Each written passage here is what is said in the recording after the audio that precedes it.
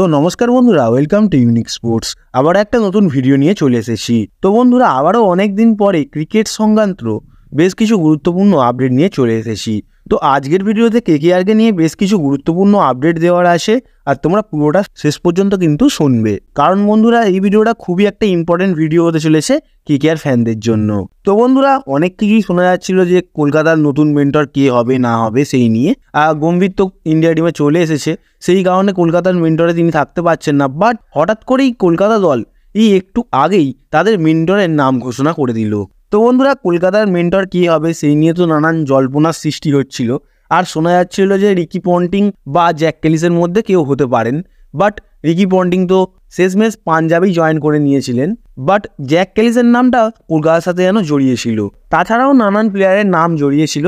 মূল ব্যাপারটা হচ্ছে যে এই সকল প্লেয়ারদের সাথে কলকাতার নাম জড়িয়েছিল যে এনারা কোচ হতে পারেন, কলকাতার চয়েসে ছিল।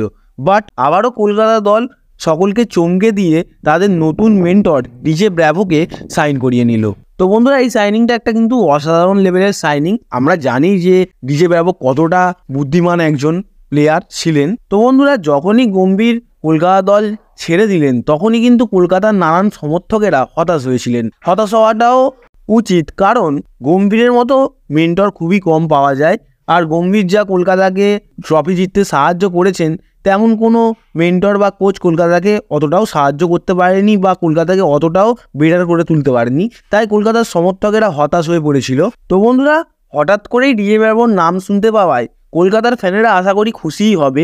তার মূল কারণটা হচ্ছে ডিজে ব্র্যাভো দুর্দান্ত লেভেলের একজন প্লেয়ার এবং মেন্টর।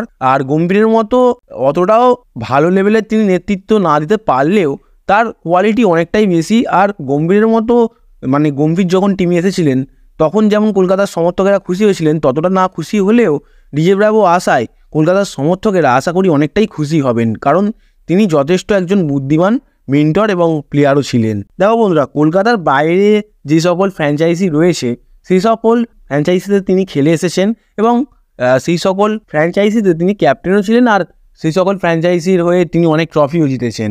তো প্লেয়ার হিসাবে তিনি কেমন ছিলেন সেটা তো তোমরা সকলেই জানো, কারণ তিনি সিএসকেতে যা খেলতেন তেমন কোনো প্লেয়ার সিএসকেতে এখন খেলছে বলে মনে হচ্ছে না, কারণ তার দুর্দান্ত লেভেলের কোয়ালিটি ছিল এবং বুদ্ধিও ছিল বিশাল। তো বন্ধুরা, তাছাড়াও টি-20 ওয়ার্ল্ড কাপে আমরা আফগানিস্তানের পারফরমেন্স দেখেছিলাম, সেই আফগানিস্তানেরই তিনি বোলিং কোচ ছিলেন। আর আফগানিস্তানকে পুরোপুরি তিনি গাইড করে পুরো পরিবর্তন করে দিয়েছিলেন, কারণ এর আগে আফগানিস্তান অতটাও ভালো খেলতো না, বাট সেই আফগানিস্তানই টি-20 ওয়ার্ল্ড কাপে অস্ট্রেলিয়াকে হারিয়ে দিয়েছিল।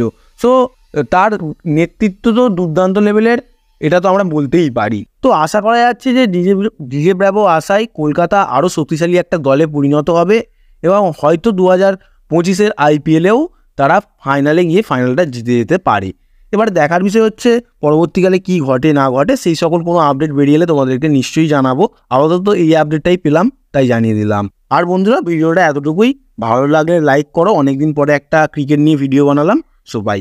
আর তাছাড়াও ফুটবল সংক্রান্ত যে সকল ভিডিও আমি বানিয়ে থাকি সেই ভিডিও তোমাদেরকে কিছুক্ষণ পরে এই চ্যানেলে একবার আসার অনুরোধ করছি, কারণ আমি কিছুক্ষণ পরেই সেই ফুটবল সংক্রান্ত ভিডিও আপলোড করে দেবো।